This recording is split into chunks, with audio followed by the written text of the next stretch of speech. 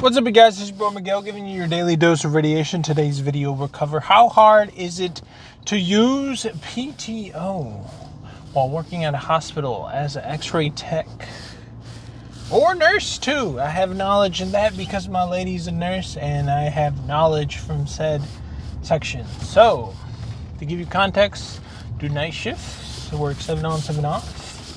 Work a lot of day shift or overtime, so I do endeavor in those.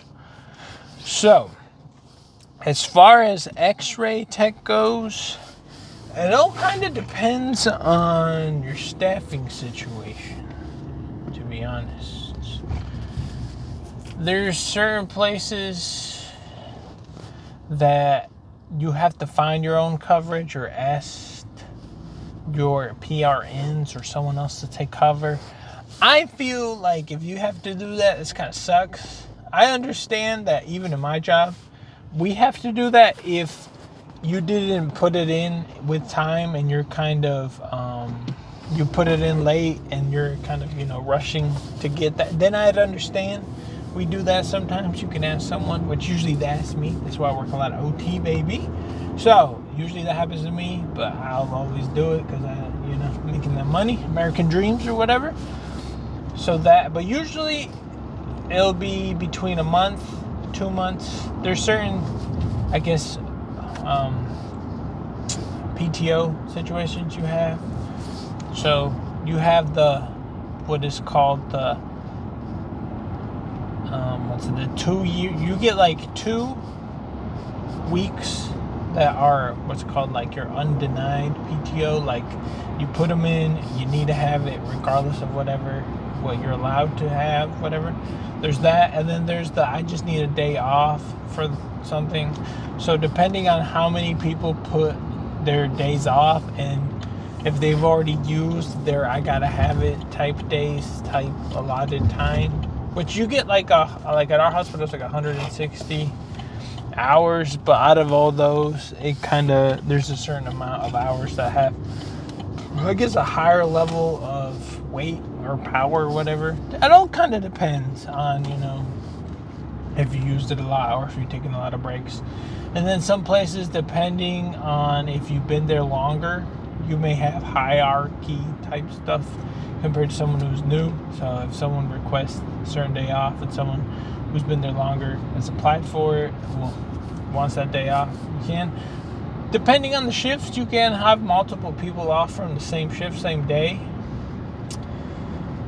I would say being night shift, it's more harder to get coverage because a lot of day people don't do it, but I've never been denied my days off, which, to begin with, I rarely even take off.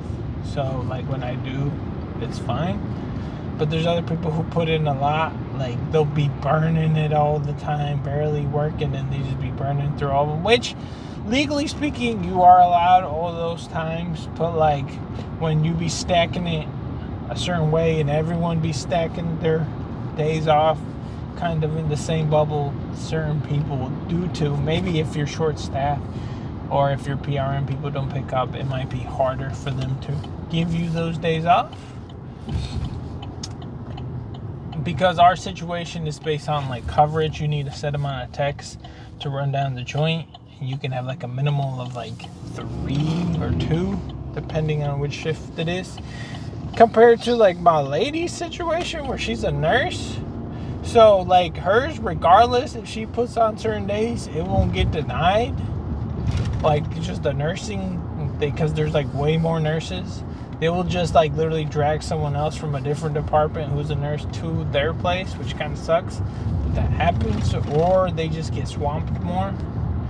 But like hers, like if she puts it in, she's gonna get it off regardless, which is different compared to mine because there's less X-ray techs compared to nurses at our establishment to begin with.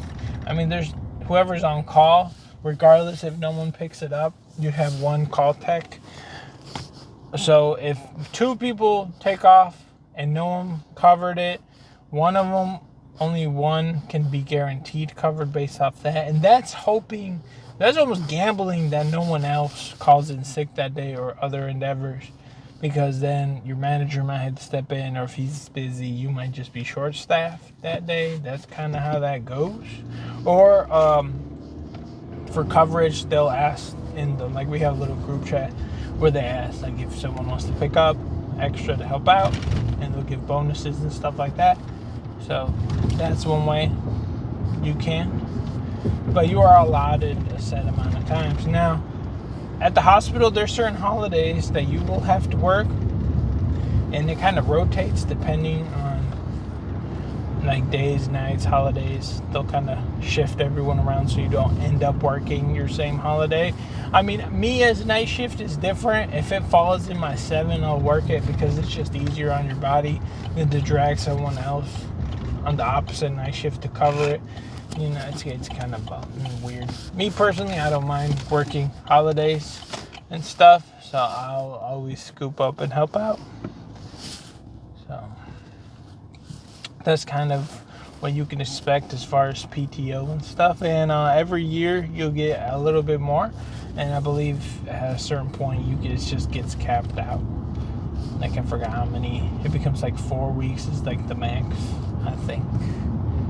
Certain places do based off of a certain amount of days. My places do based off of hours.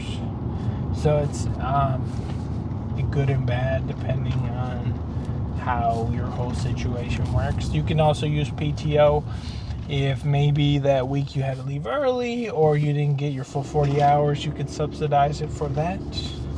Just know if you use your PTO and then you work extra days, it will not count as overtime because it'll just get subsided and it'll be base pay. Just know that. And not always worth it. So usually if you're gonna take a vacation, let's say you take 2 weeks off and there's extra shifts available, even if you work those days, you'll just be regular base pay. So I would wait till you have a full paycheck in, like extra working, and then pick up so you would get your overtime pay. Those are words of knowledge from veteran techs, because I was not aware of that. So yeah, it's been your boy Miguel. See you on the next one.